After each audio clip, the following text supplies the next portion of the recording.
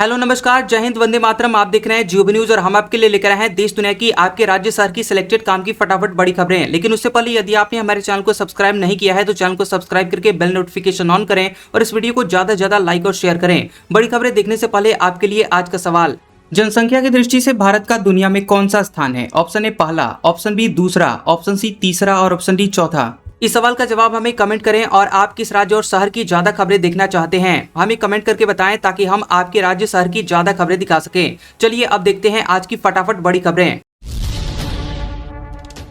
राहुल गांधी बोले, स्टूडेंट्स पर pellet gun चलाने का आदेश आखिर किसने दिया? शाह को चिट्ठी लिखी, सीजेपी का सुझाव, पेपर लीक में 10 साल की सजा हो। राहुल गांधी ने गृह मंत्री अमित शाह को चिट्ठी लिखी है जिसमें राहुल गांधी ने 2 सवाल पूछे हैं। पहला, प्रदर्शनकारियों पर पैलेट गन चलाने का आदेश आखिर किसने दिया था? अगर आपने नहीं तो फिर किसने दिया था? और दूसरा, सामान्य कपड़ों में आए जिन लोगों ने लाठीचार्ज किया वे पुलिसकर्मी थे या फिर वॉलंटियर्स? उनकी तैनाती आखिर किसने की? राहुल गांधी ने यह भी कहा कि स्टूडेंट से बात करने के बजाय सिक्योरिटी फोर्स ने उन्हें पीटा, आंसू गैस के गोले दागे, सैकड़ों लोग गंभीर रूप से घायल हो गए, कईयों के निजी अंगों को जानबूझकर निशाना बनाया गया। 19 साल के छात्र साहिल लोचब की एक आंख चली गई। दिल्ली के जंतर मंतर पर क्रांतिकारी जनता पार्टी सीजेपी का प्रदर्शन खत्म हो चुका है और शिक्षा मंत्री धर्मेंद्र प्रधान ने इस्तीफा दे दिया था और इसके बाद सीजेपी के प्रवक्ता सौरभ दास और आशुतोष रांका जेपी नड्डा से मिले और उनके सामने देश के शिक्षा सुधार के लिए 5 मांगे रखी थी। इनमें पेपर लीक मामलों में 10 साल की सजा, दोषियों की संपत्ति जब्त करने, नया नेशनल टेस्टिंग कमीशन बनाने और नियुक्तियों की स्वतंत्रता के बारे में कहा गया। सिद्धारमैया का ऐलान, 2028 का विधानसभा चुनाव नहीं लड़ूंगा, बोले राजनीति भ्रष्ट हो गई है। 2 महीने पहले सीएम पद छोड़ा था, शिव कुमार नए मुख्यमंत्री बने थे। कर्नाटक के पूर्व मुख्यमंत्री और सीनियर कांग्रेस लीडर सिद्धारमैया ने अब कहा कि वह 2028 का विधानसभा चुनाव नहीं लड़ेंगे, हालांकि वह राजनीति में सक्रिय रहेंगे और जनता के मुद्दे उठाते रहेंगे। उन्होंने शनिवार को मंड्या जिले के आर पेट में आयोजित एक कार्यक्रम में ये बातें कही हैं। कहा कि राजनीति अब पूरी तरह से भ्रष्ट हो चुकी है और ईमानदार राजनीति के लिए अब जगह नहीं बची है। सिद्धारमैया ने कहा कि मैं अब 79 साल का हो चुका हूं, हमारी सरकार का कार्यकाल अभी करीब 1.5 साल बाकी है, तब तक मेरी उम्र 81-82 साल हो जाएगी। मेरी सेहत पहले जैसी मजबूत नहीं रही, अब पहले जैसे उत्साह के साथ काम करना संभव नहीं है। सिद्धारमैया का ये बयान उनके सीएम पद छोड़ने के 2 महीने बाद आया है। सिद्धारमैया ने कांग्रेस आलाकमान के निर्देश और रोटेशनल सीएम फॉर्मूले 2 या ज्यादा नेताओं के बीच 5 साल के कार्यकाल को बांटना के तहत 28 मई को अपने पद से इस्तीफा दिया था। वे 20 मई 2023 से 28 मई 2026 तक मुख्यमंत्री थे और उनके बाद डीके शिव कुमार को मुख्यमंत्री बनाया गया। पीएम मोदी बोले, युवाओं ने देश का मान बढ़ाया, यंग इनोवेटर्स ने वो किया जो असंभव लगता था। मन की बात में कारगिल शहीदों को दी श्रद्धांजलि। पीएम मोदी ने रविवार को मन की बात के 136वें एपिसोड को संबोधित किया और उन्होंने इससे पहले कारगिल विजय दिवस पर का जिक्र करते हुए वीर जवानों को नमन किया। उन्होंने कहा कि कारगिल विजय दिवस ऐसी तारीख है जिसे याद रखने के लिए दिन याद रखने की जरूरत नहीं होती। पीएम मोदी ने देश के युवाओं की सराहना की है। उन्होंने कहा कि हमारे युवा भारत का नाम रोशन कर रहे हैं। साइंस ओलंपियाड दुनिया की सबसे प्रतिष्ठित प्रतियोगिताओं में से एक है जिनमें बड़ी संख्या में छात्र हिस्सा लेते हैं और इस महीने फिजिक्स, केमिस्ट्री, बायोलॉजी और मैथ के ओलंपियाड हुए हैं और इनमें भारतीय टीम ने शानदार प्रदर्शन किया है। पीएम मोदी बोले, आज का युवा देश की ऊर्जा, यही भविष्य बनाएगा। चीन सीमा से लगे हुए 74 गांव घूमकर लौटे प्रतिभागियों से किया संवाद। प्रधानमंत्री नरेंद्र मोदी वीडियो कॉन्फ्रेंसिंग के जरिए विकसित वाइब्रेंट विलेज कार्यक्रम 2026 के प्रतिभागियों से बातचीत किए और देश भर के 403 युवा भारत के बॉर्डर एरिया में बसे 74 गाँव घूमकर लौटे हैं। चर्चा के दौरान पीएम मोदी ने कहा कि जब सीमा पर गांव समृद्ध होता है तब राष्ट्र की सुरक्षा भी मजबूत होती है और विकास भी। पीएम ने युवाओं को संदेश दिया कि सीमावर्ती क्षेत्रों के विकास में उनकी भागीदारी ही विकसित भारत की सबसे बड़ी ताकत बनेगी। यही इस मूवमेंट का मूल मंत्र है। पेपर लीक के खिलाफ सोमवार को नया बिल आ सकता है। जांच के लिए 2 महीने मिलेंगे, 10 साल जेल और 50 लाख रुपए का जुर्माने का प्रावधान। केंद्र सरकार पेपर लीक रोकने के लिए public examination prevention of unfair means act 2024 में संशोधन करने जा रही है। पीएम नरेंद्र मोदी के आश्वासन के बाद सोमवार को कार्मिक और प्रशिक्षण विभाग के केंद्रीय मंत्री जितेंद्र सिंह लोकसभा में नया बिल पेश कर सकते हैं। इसमें सजा और जुर्माने के प्रावधानों को सख्त किया गया है। बिल में 2 नई धाराएं 12A और 12B जोड़ी गई हैं। इसके तहत केंद्र सरकार एक स्पेशल टास्क फोर्स का गठन कर सकेगी। केंद्रीय जांच एजेंसी या फिर SIT को केंद्र द्वारा मामला सौंपे जाने के 2 महीने के भीतर जांच पूरी करनी होगी और फास्ट ट्रैक कोर्ट के जरिए रोजाना सुनवाई होगी। राज्य सरकारें और केंद्र शासित प्रदेश हाईकोर्ट के मुख्य न्यायाधीश के परामर्श से स्पेशल फास्ट ट्रैक कोर्ट नामित करेंगे। चार्जशीट दाखिल होने के 3 महीने के भीतर ट्रायल पूरा करना अनिवार्य होगा। राम मंदिर चढ़ावा चोरी मामले में किरण एस लीड करेंगे नई SIT। अयोध्या DIG SSP भी टीम में। 2 दिन बाद सुप्रीम कोर्ट में पेश होगी रिपोर्ट। अयोध्या राम मंदिर चढ़ावा चोरी मामले में यूपी सरकार ने नई विशेष जांच टीम SIT का गठन कर दिया है और इसमें 3 सदस्य हैं। नई कमान IG लखनऊ रेंज किरण एस को सौंपी गई है और पहले SIT की अध्यक्षता IAS अधिकारी विजय विश्वास पंत कर रहे थे। किरण एस उनकी टीम में थे, मगर टीम के इंचार्ज विश्वास पंत थे। सुप्रीम कोर्ट ने 13 जुलाई 2026 को मामले की सुनवाई के दौरान वरिष्ठ IPS अधिकारी को अध्यक्षता में नई SIT गठित करने का आदेश दिया था। यह आदेश chief justice Suryakant, justice Joymalya Bagchi और जस्टिस V मोहना की पीठ ने सुनवाई के दौरान दिया था। विपक्ष बांग्लादेश, नेपाल जैसी अराजकता फैलाने की फिराक में था। गिरिराज बोले, विद्यार्थियों के कंधे पर बंदूक रखकर राजनीति कर रहे, सीधे सामने आने की हिम्मत नहीं। बेगूसराय में केंद्रीय मंत्री गिरिराज सिंह ने विपक्षी नेताओं पर छात्र राजनीति और शिक्षा के नाम पर अराजकता फैलाने का आरोप लगाया। राहुल गांधी, अरविंद केजरीवाल, अखिलेश यादव और तेजस्वी यादव का नाम लेते हुए कहा कि जो लोग आज छात्रों के हमदर्द बनने का ढोंग कर रहे हैं, उन्होंने कभी भी छात्रों की समस्याओं का कोई ठोस समाधान नहीं किया। क्या राहुल गांधी, अखिलेश यादव या केजरीवाल ने कभी प्रधानमंत्री को खत लिखकर शिक्षा व्यवस्था में बदलाव का कोई ठोस सुझाव दिया था? पर विपक्ष के पास न कोई नैतिक अधिकार है और न ही कोई विजन। ये लोग उपद्रवियों कॉकरोच को शह देकर हमारे विद्यार्थियों के कंधों पर बंदूक रखकर राजनीति कर रहे हैं। उनकी हिम्मत नहीं थी कि सीधे सामने आए, इसलिए छात्रों का इस्तेमाल कर रहे हैं। ये लोग भारत में बांग्लादेश और नेपाल जैसी अराजकता फैलाने और देश को तबाह करने की फिराक में थे। अगस्त में 14 दिन बैंकों में काम नहीं होगा। 5 रविवार 2 शनिवार के अलावा अलग अलग जगहों पर 7 दिन बैंक बंद रहेंगे। अगले महीने यानी अगस्त के महीने में अलग अलग राज्यों व शहरों में कुल 14 दिन बैंक बंद रहेंगे। 5 रविवार और दूसरे चौथे शनिवार के अलावा 7 दिन अलग अलग जगहों पर बैंकों में कामकाज नहीं होगा। ऐसे में अगर आपको भी इस महीने बैंक से जुड़ा हुआ कोई जरूरी काम है तो इन छुट्टियों को दोनों को छोड़कर आप बैंक जा सकते हैं। 8 अगस्त को महीने का दूसरा शनिवार होने की वजह से देश भर में बैंक बंद रहेंगे। 22 अगस्त को महीने का चौथा शनिवार है। इस दिन भी देश के सभी बैंकों में छुट्टियां रहेंगी। देखिए, 2 अगस्त, 9 अगस्त और 16, 23 और 30 अगस्त को रविवार की छुट्टी है। बैंक की छुट्टियों को लेकर हमने एक विस्तृत वीडियो बनाया है। आप इस वीडियो को आई बटन पर क्लिक करके या फिर इस वीडियो के लास्ट में एंड स्क्रीन पर क्लिक करके देख सकते हैं। नेपाल में 25,000 रुपए तक के भारतीय नोट ले जाने की मंजूरी। 200 रुपए और 500 रुपए के नए नोट ही मान्य। नेपाल ने भारतीय और नेपाली नागरिकों को 9 नवंबर 2016 के बाद जारी 200 और 500 रुपए के भारतीय नोट अधिकतम 25,000 रुपए तक नेपाल लाने और ले जाने की अनुमति दे दी है। नेपाल राष्ट्र बैंक NRB ने नई अधिसूचना जारी कर नियमों को स्पष्ट किया है। केंद्रीय बैंक के मुताबिक 8 नवंबर 2016 से पहले जारी 500 और 1,000 रुपए के पुराने भारतीय नोटों पर प्रतिबंध पहले की तरह जारी रहेगा। वहीं नेपाली नागरिक भारतीय मुद्रा केवल भारत से ही नेपाल लाए जा सकेंगे और नेपाल से किसी तीसरे देश में नहीं ले जा सकेंगे। NRB के प्रवक्ता गुरु प्रसाद पौडेल ने कहा कि नए नियम से नेपाल आने वाले भारतीय पर्यटकों और भारत के साथ व्यापार करने वाले नेपाली नागरिकों को सुरक्षा मिलेगी। अधिसूचना में यह भी कहा गया है कि नेपाली नागरिक और विदेशी यात्री बिना कस्टम घोषणा के 5,000 अमेरिकी डॉलर या उसके बराबर विदेशी मुद्रा नेपाल ला सकते हैं और इससे अधिक राशि लाने पर कस्टम में घोषणा करना अनिवार्य होगा। ईरान पर सबसे बड़े हमले से पीछे हटे डोनाल्ड ट्रंप, सेना को कार्रवाई रोकने का आदेश दिया। अधिकारियों की चेतावनी, देश में पैट्रियट इंटरसेप्टर मिसाइलों की कमी है। अमेरिकी राष्ट्रपति डोनाल्ड ट्रंप ने ईरान पर सबसे बड़े हमले को फिलहाल रोक दिया है। द न्यूयॉर्क टाइम्स और एक्सियोस की रिपोर्ट के मुताबिक शुक्रवार को शीर्ष सलाहकारों और कैबिनेट सदस्यों के साथ बैठक के बाद ट्रंप ने सेना को नए बड़े हमले रोकने का आदेश दिया और रिपोर्ट के मुताबिक अमेरिकी सैन्य अधिकारियों ने चेतावनी दी थी कि अगर अभियान को और बढ़ाया गया तो मिडिल ईस्ट में तैनात अमेरिकी सेना के पास पैट्रियट इंटरसेप्टर मिसाइलों और अन्य एयर डिफेंस हथियारों का भंडार गंभीर रूप से कम हो सकता है। ज्वाइंट चीफ ऑफ स्टाफ के चेयरमैन जनरल डैन केन ने सलाह दी कि बड़े अभियान से मिडिल ईस्ट में तैनात अमेरिकी सैनिकों और सहयोगी देशों की सुरक्षा प्रभावित हो सकती है। रिपोर्ट्स के मुताबिक अप्रैल के अंत तक अमेरिका 1200 से ज़्यादा पैट्रियट इंटरसेप्टर मिसाइलों का इस्तेमाल कर चुका था। पंजाब को दहलाने की साजिश नाकाम, जालंधर में आईएसआई समर्थित बीकेआई का आतंकवादी गिरफ्तार, 1.3 किलो आईईडी भी बरामद हुआ।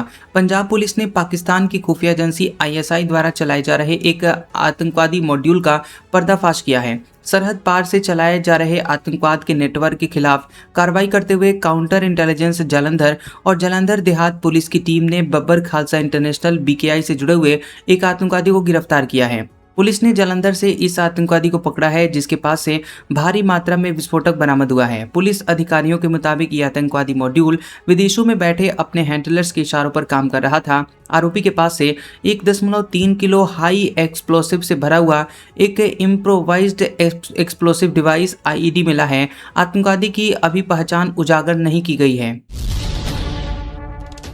12 साल में 116 पेपर लीक, 7.5 करोड़ बच्चे इससे प्रभावित, 19 राज्यों में पेपर माफिया, निशाने पर शिक्षक पुलिस भर्तियां, नीट से सालों का गुस्सा फूटा। देश में पेपर लीक अब किसी एक परीक्षा या राज्य की समस्या नहीं रह गई। बता दें कि यह पूरे देश में फैले एक बड़े संगठित नेटवर्क का रूप ले चुका है और 2014 से जुलाई 2026 तक मीडिया रिपोर्टों और सरकारी कार्रवाई के आधार पर कम से कम 116 पेपर लीक के मामले सामने आए हैं और इन मामलों से करीब 7.5 करोड़ अभ्यर्थी प्रभावित हुए और पेपर माफिया का नेटवर्क 19 राज्यों तक फैला मिला। 2014 से 2024 के बीच 89 मामले सामने आए थे। इनमें 21 केंद्रीय संस्थानों और 68 राज्य स्तरीय प्रतियोगिता परीक्षाओं के थे और इसके बाद 2025 में 20 और 2026 जुलाई तक नीट यूजी समेत 7 पेपर लीक के मामले दर्ज किए गए। तेलंगाना में चुनाव लड़ने की उम्र 21 साल करने का प्रस्ताव, बिल पास कराने के लिए विधानसभा का विशेष सत्र, केंद्र की मंजूरी जरूरी।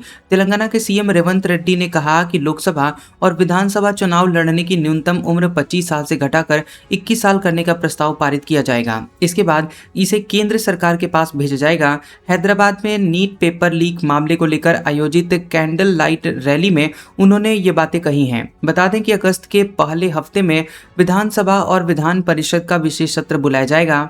रेवंत रेड्डी ने कहा कि देश की आबादी में जेन जी यानी युवाओं की हिस्सेदारी 30% है, लेकिन लोकसभा में उनका प्रतिनिधित्व 1% से भी कम है। उन्होंने कहा कि अगर 21 साल से अधिक उम्र के युवा मंत्री बनेंगे तो देश का भविष्य बदलेगा। इसके लिए संविधान में संशोधन की जरूरत है।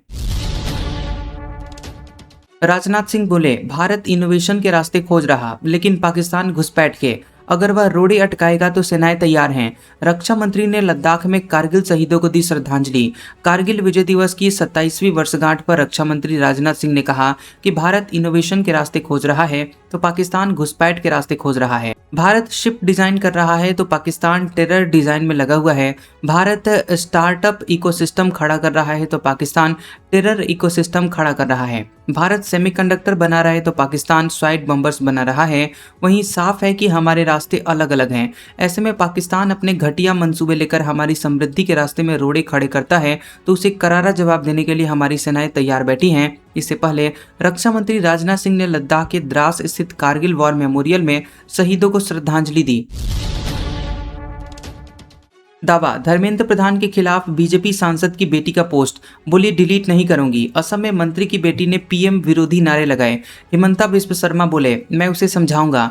शिक्षा मंत्री धर्मेंद्र प्रधान के इस्तीफे के बाद भले ही कॉकरोच जनता पार्टी सीजेपी का छात्र आंदोलन थम गया हो, लेकिन इससे जुड़ी हुई चर्चाएं अभी जारी हैं। आंदोलन के दौरान कई छात्रों और युवाओं ने खुलकर सरकार का विरोध किया था। अब इस आंदोलन की गूंज भाजपा नेताओं के परिवारों तक भी पहुंच गई है। दरअसल पिछले कुछ दिनों में ऐसे 2 मामले सामने आए हैं जिनमें बीजेपी नेताओं की बेटियों के नाम इस आंदोलन से जुड़े हैं। पहला मामला ओडिशा का है, जहां बीजेपी सांसद अपराजिता सारंगी की बेटी अर्चिता राहर के इंस्टाग्राम पोस्ट वायरल हुए। दावे के मुताबिक अर्चिता ने लिखा, मैं अपना पोस्ट डिलीट नहीं करूंगी। दूसरी ओर असम के मंत्री केशव महंत की बेटी दीपिशा महंत खुद नीट पेपर लीक के खिलाफ प्रदर्शन में शामिल नजर आई। इस दौरान उन्होंने पीएम मोदी के खिलाफ नारे भी लगाए। इस मामले पर मुख्यमंत्री हिमंता बिस्व शर्मा ने कहा कि दीपिशा के प्रदर्शन के लिए उनके पिता केशव महंत को ट्रोल नहीं किया जाना चाहिए। समाजवादी पार्टी के गढ़ में योगी बोले इनकी केसरिया रंग से दुश्मनी, मुलायम की तारीफ की, अखिलेश पर निशाना, कहा सब बर्बाद किया। सीएम योगी ने समाजवादी पार्टी के गढ़ मैनपुरी में कहा कि पहले धार्मिक आयोजनों के दौरान प्रतिबंध और तनाव का माहौल रहता था, लेकिन अब कांवड़ यात्रा, रामनवमी, जन्माष्टमी, दुर्गा पूजा, दीपावली और होली जैसे सभी पर्व शांतिपूर्ण माहौल में मनाए जाते हैं। अब न कर्फ्यू है न दंगा है, यूपी में सब चंगा है। सीएम योगी ने आगे कहा कि भाजपा सरकार आने के बाद प्रदेश में अपराधियों के लिए सिर्फ 2 ही जगह बची हैं, जेल या जहन्नुम। उनके लिए कोई तीसरी जगह नहीं बची है। माफिया को मिट्टी में मिलाने का काम चलता रहेगा। अगर कोई अपराधी बेटी और व्यापारी की सुरक्षा के लिए खतरा बनेगा तो उसे भी मिट्टी में मिला दिया जाएगा। योगी मैनपुरी के बाद इटावा पहुंचे। यहां भी समाजवादी पार्टी मुखिया पर जमकर हमला बोला, लेकिन पूर्व मुख्यमंत्री मुलायम सिंह यादव की तारीफ की। उन्होंने कहा कि उन्होंने जमीन से जुड़कर काम किया, लेकिन बाद में परिवारवाद, वंशवाद और सैफई सिंडिकेट ने सब बर्बाद कर दिया। शंकराचार्य अभिमुक्तेश्वरानंद बोले मंत्री के इस्तीफे से सिस्टम नहीं बदलेगा। वाराणसी में कहा गाय पशु नहीं माता है, सरकारी गौशाला का निरीक्षण करेंगे। वाराणसी में शंकराचार्य अभिमुक्तेश्वरानंद सरस्वती ने विद्या मठ में बैठक की और इस दौरान शिक्षा, छात्र आंदोलन, गोरक्षा और उत्तर प्रदेश सरकार की नीतियों समेत कई अहम विषयों पर अपनी बात रखी। उन्होंने हाल ही के छात्र आंदोलन को युवाओं की बड़ी जीत बताया और कहा कि लोकतांत्रिक तरीके से संगठित संघर्ष के माध्यम से छात्रों ने अपनी आवाज बुलंद की और सरकार को जवाबदेह बनने पर मजबूर किया। शंकराचार्य ने कहा कि दिल्ली से शुरू हुआ छात्र आंदोलन धीरे धीरे पूरे देश में फैल गया। उन्होंने दावा किया कि छात्रों के संघर्ष के परिणाम स्वरूप शिक्षा मंत्री का इस्तीफा हुआ और इसे देश की तरुणाई व लोकतांत्रिक आंदोलन की जीत के रूप में देखा जाना चाहिए। उन्होंने ये भी कहा कि किसी मंत्री का इस्तीफा पूरे सिस्टम को बदलने की गारंटी नहीं है, लेकिन इससे जवाबदेही तय होती है। सत्ता में बैठे लोगों के बीच जवाबदेही का संदेश जाता है। लालू यादव के बड़े बेटे तेज प्रताप यादव को 14 दिन की जेल। बड़े भाई के साथ खड़े हुए तेजस्वी यादव बोले सम्राट चौधरी खुद गुंडे, उन पर हत्या के 7 केस हैं। बंद में शामिल हुए आरजेडी सुप्रीमो लालू प्रसाद यादव के बड़े बेटे और जनशक्ति जनता दल के अध्यक्ष तेज प्रताप यादव को अरेस्ट कर बेऊर जेल भेज दिया गया। शनिवार रात 12:15 पर तेज प्रताप यादव को पुलिस नौबतपुर थाने से लाकर छज्जू बाग स्थित मजिस्ट्रेट कोर्ट में पेश किया, जहां से उन्हें 14 दिन की न्यायिक हिरासत में बेऊर जेल भेज दिया गया। तेज प्रताप यादव को जेल भेजे जाने के नेता प्रतिपक्ष और उनके छोटे भाई उनके पक्ष में खड़े दिखाई दिए। तेजस्वी यादव ने कहा कि आंदोलन खत्म होने के बाद बिहार में आंदोलन में शामिल लोगों को जेल भेजा जा रहा है। उन्होंने कहा कि मेरे बड़े भाई को भी जेल में डाल दिया गया। वहीं पीके ने कहा कि उन्होंने हमें समर्थन दिया, इसके बाद उन्हें जेल में डाला गया है। बांकीपुर उपचुनाव, नितिन नवीन बोले इस इलाके में मेरा बचपन बीता। पीके ने कहा जीविका दीदियों से प्रचार करवा रही है बीजेपी, धरना दूंगा, रोड शो करेंगे तेजस्वी यादव।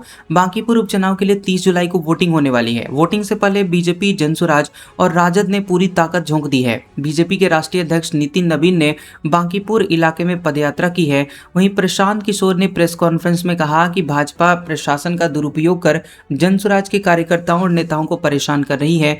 जीविका दीदियों का इस्तेमाल चुनाव प्रचार में किया जा रहा है। प्रशांत किशोर ने चेतावनी देते हुए कहा कि अगले 24 घंटे में अगर चुनाव आयोग इस मामले में ठोस कार्रवाई नहीं करता और जीविका दीदियों को चुनावी गतिविधियों से अलग नहीं किया जाता तो जनसुराज के नेता और कार्यकर्ता चुनाव आयोग के कार्यालय के बाहर धरने पर बैठेंगे।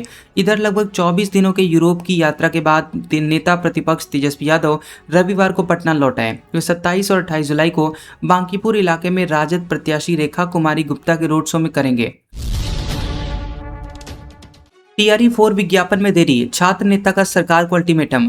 पटना में कहा जुलाई में विज्ञापन नहीं आया तो शिक्षा मंत्री इस्तीफा ने आंदोलन की चेतावनी दी। बिहार में शिक्षक भर्ती परीक्षा टीआरई 4 के विज्ञापन में हो रही देरी को लेकर अभ्यर्थियों का आक्रोश लगातार बढ़ता जा रहा है। इसी बीच छात्र नेता दिलीप कुमार ने शिक्षा मंत्री मिथिलेश तिवारी पर तीखा हमला बोलते हुए कहा कि यदि जुलाई 2026 के भीतर टीआरई 4 का विज्ञापन जारी नहीं होता है तो शिक्षा मंत्री को अपने पद से इस्तीफा दे देना चाहिए। उन्होंने आरोप लगाया कि पिछले 2 वर्षों से शिक्षा विभाग और सरकार की ओर से शिक्षक भर्ती को लेकर लगातार तारीखें बदली जा रही हैं और लाखों अभ्यर्थियों को गुमराह किया जा रहा है। दिलीप कुमार ने कहा कि शिक्षा मंत्री पहले कहते रहे कि जुलाई में किसी भी कीमत पर विज्ञापन जारी होगा, फिर कहा गया जुलाई के अंतिम सप्ताह तक विज्ञापन आ जाएगा और बाद में बयान बदलकर कहा जाने लगा कि 25 जुलाई तक केवल अधियाचना आई। बिहार लोक सेवा आयोग बीपीएससी को भेजी जाएगी। उन्होंने कहा कि अगर सरकार अपने ही वादे पर कायम नहीं रह सकती तो शिक्षा मंत्री को उनकी नैतिक जिम्मेदारी लेते हुए इस्तीफा दे देना चाहिए। दिलीप कुमार ने कहा कि उन्होंने कहा कि अभ्यर्थी महीनों की तैयारी कर रहे हैं, लेकिन सरकार भर्ती प्रक्रिया की स्पष्ट समय सीमा बताने से बच रही है। रायपुर में अब कहीं भी पोस्टर फ्लेक्स लगाने पर जुर्माना लगेगा। सभी 10 जोन में तय किए गए विज्ञापन स्थल रायपुर में अब बिना अनुमति के पोस्टर, फ्लेक्स और बैनर लगाने पर जुर्माना लगेगा। रायपुर नगर निगम ने अवैध विज्ञापनों के खिलाफ सख्ती शुरू कर दी है। अब सार्वजनिक स्थानों पर बिना अनुमति के पोस्टर, फ्लेक्स, बैनर, होर्डिंग और पंपलेट लगवाने वालों पर ई चालान के जरिए जुर्माना लगाया जाएगा। निगम ने शहर के सभी 10 जोन में पोस्टर और फ्लायर्स लगाने के लिए अलग अलग स्थान तय किए हैं और इन जगहों के अलावा कहीं भी पोस्टर या फ्लायर लगाने पर 5,000 रुपए का जुर्माना लगाया जाएगा। कार्रवाई आउटडोर एडवर्टाइजमेंट पॉलिसी 2024 के तहत की जाएगी। नगर निगम ने दुकानदारों और व्यावसायिक प्रतिष्ठानों को भी 1 सप्ताह का समय दिया है। इस दौरान वे अपनी दुकानों पर लगे अनधिकृत branding, flex, glow sign board, LED display और अन्य विज्ञापन सामग्री हटा सकते हैं या फिर नियम के मुताबिक अनुमति ले सकते हैं।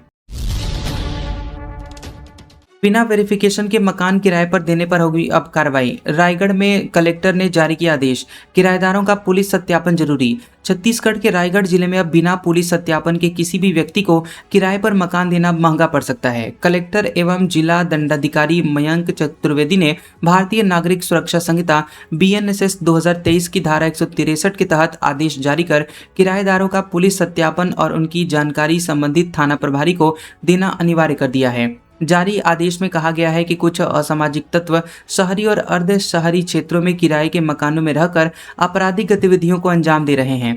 अधिकांश मकान मालिक किराएदारों और घरेलू सहायकों का पुलिस सत्यापन नहीं कराते और जिससे अपराधों की रोकथाम और संदिग्ध गतिविधियों पर निगरानी में परेशानी होती है। इसी को देखते हुए यह आदेश जारी किया गया है। आदेश के मुताबिक ये नियम केवल नए किराएदारों पर ही नहीं बल्कि पहले से रह रहे किराएदारों पर भी लागू होगा। सभी भवन स्वामियों को किराएदार का नाम, स्थायी पता, मोबाइल नंबर और वैध पहचान पत्र की जानकारी अपने रिकॉर्ड में सुरक्षित रखनी होगी तथा इसकी सूचना संबंधित पुलिस थाने में भी उपलब्ध करानी होगी। जगदलपुर में अब ऑनलाइन मिलेंगे ट्रेड लाइसेंस और राशन कार्ड। सेवा सेतु पोर्टल से जुड़ी निगम की सेवाएं, नागरिकों को निगम कार्यालय के चक्कर से मिलेगी अब राहत। नगर पालिका निगम जगदलपुर ने नागरिक सुविधाओं को अधिक सरल और पारदर्शी और समयबद्ध बनाने की दिशा में बड़ी पहल की है। अब शहर वासियों को ट्रेड लाइसेंस और राशन कार्ड से जुड़ी हुई विभिन्न सेवाएं ऑनलाइन उपलब्ध होंगी। नगर निगम की इन सेवाओं को सेवा सेतु पोर्टल से जोड़ दिया गया है, जिससे नागरिक लोक सेवा केंद्र या फिर चॉइस सेंटर के माध्यम से आसानी से आवेदन कर सकेंगे। इस पहल का उद्देश्य आम लोगों और व्यापारियों को निगम कार्यालयों के बार बार चक्कर लगाने की परेशानी से राहत देना है। अब राशन कार्ड में नए सदस्य का नाम जोड़ने, नाम हटाने, APL, BPL और अंत्योदय श्रेणी के नए राशन कार्ड बनवाने जैसी सेवाएं ऑनलाइन माध्यम से निर्धारित समय सीमा में पूरी की जा सकेगी। राजस्थान रोडवेज को मिली 144 नई ब्लू लाइन बसें। CM भजनलाल शर्मा ने दिखाई हरी झंडी। मुख्यमंत्री भजनलाल शर्मा ने अजमेर रोड स्थित हीरापुरा बस टर्मिनल से राजस्थान रोडवेज की 144 नई ब्लू लाइन एक्सप्रेस बसों को हरी झंडी दिखाकर रवाना किया। इस दौरान उन्होंने कहा कि क्षेत्रफल की दृष्टि से राजस्थान देश का सबसे बड़ा राज्य है। ऐसे में लोगों के आवागमन के लिए मजबूत और बेहतर सार्वजनिक परिवहन व्यवस्थाएं जरूरी हैं। सरकार इसी दिशा में लगातार काम कर रही है और तीसरी बार रोडवेज के बेड़े में नई बसें शामिल की गई हैं। इस दौरान महिलाओं को 2500 हेलमेट भी बांटे गए हैं। मुख्यमंत्री ने कहा कि ये 144 बसें प्रदेश की जनता को समर्पित की गई हैं और लोगों को इनका अधिक से अधिक उपयोग करना चाहिए। उन्होंने कहा कि सरकार की कोशिश है कि राजस्थान का कोई भी इलाका ऐसा न रहे जहां रोडवेज की बसों की सुविधा उपलब्ध न हो। पीएम मोदी बोले, पेपर लीक रोकने के लिए कल कठोर कानून लाएंगे। विद्यार्थियों के साथ खिलवाड़ करने वाले जेल में सड़ रहे। 4 दिन में इंस्टाग्राम पर तीसरा वीडियो डाला। पीएम मोदी ने रविवार शाम 7 बजे के करीब इंस्टाग्राम पर एक वीडियो शेयर किया। मोदी ने कहा कि फ्रेंड्स, स्टूडेंट के भविष्य के लिए सरकार लगातार कदम उठा रही है। जिन लोगों ने स्टूडेंट के भविष्य के साथ खिलवाड़ किया वे जेलों में सड़ रहे हैं। हमने फास्ट ट्रैक कोर्ट बना दिए हैं और हम संसद में कठोर सजा के लिए साथ प्रावधान ला रहे हैं, लेकिन हमें भविष्य के बारे में भी सोचना है। हमारी परीक्षा सिस्टम विश्वस्त हो, इसमें सबसे ज़्यादा टेक्नोलॉजी का उपयोग हो। नंदन नीलेकणी जी के नेतृत्व में एक हाई पावर टास्क फोर्स बनाने का निर्णय लिया गया है जो एग्जामिनेशन रिफॉर्म की तरफ फोकस करेगा। गुजरात, महाराष्ट्र, ओडिशा में बारिश का रेड अलर्ट। असम में बाढ़ से 4 लाख लोग प्रभावित, 66 लोगों की जानें गई। हिमाचल में लैंडस्लाइड से 134 सड़कें हुई बंद। मौसम विभाग का कहना है कि बंगाल की खाड़ी से बने लो प्रेशर और वेस्टर्न डिस्टर्बेंस के असर से गुजरात, बंगाल, ओडिशा, महाराष्ट्र और पूर्वोत्तर के राज्यों में भारी बारिश हो रही है, लेकिन यह बारिश अब भी सामान्य से 16.1% कम है। उत्तर भारत में 31 जुलाई तक बारिश का दौर जारी रहेगा और हिमाचल प्रदेश, जम्मू कश्मीर, लद्दाख और उत्तराखंड में तेज बारिश की संभावना है। हिमाचल, उत्तराखंड, पंजाब समेत कई राज्यों में भारी बारिश होगी। इधर असम में बाढ़ के हालात अब भी गंभीर हैं और अब तक 66 लोगों की जानें जा चुकी हैं। 7 लाख से ज्यादा लोग अब भी बाढ़ से प्रभावित हैं। हिमाचल प्रदेश में लगातार हो रही भारी बारिश, भूस्खलन और अचानक आई बाढ़ से 134 सड़कें बंद हैं। 4 जिलों में बारिश का ऑरेंज अलर्ट है, वहीं बिहार के 17 जिलों में ये अलर्ट है। इन जिलों में 40 से 50 किलोमीटर प्रति घंटे की रफ्तार से हवा चल सकती है। आज का सुविचार, हमेशा याद रखना, जीभ कभी नहीं फिसलती है, दिमाग में जो चल रहा होता है वही हमेशा जुबान पर आ जाता है। कैसा लगा ये वीडियो हमें कमेंट सेक्शन में जरूर बताएं। वीडियो पसंद आया हो तो वीडियो को लाइक और शेयर करें और ऐसी इंटरेस्टिंग वीडियोस देखने के लिए हमारे चैनल जियोबी न्यूज को सब्सक्राइब करें और बेल आइकॉन को दबाएं। और हमारे ओल्ड और लेटेस्ट वीडियोस देखने के लिए हमारे प्लेलिस्ट और कम्युनिटी टैब को जरूर चेक करें। तो मिलते हैं अगले वीडियो में, तब तक के लिए आपका शुक्रिया।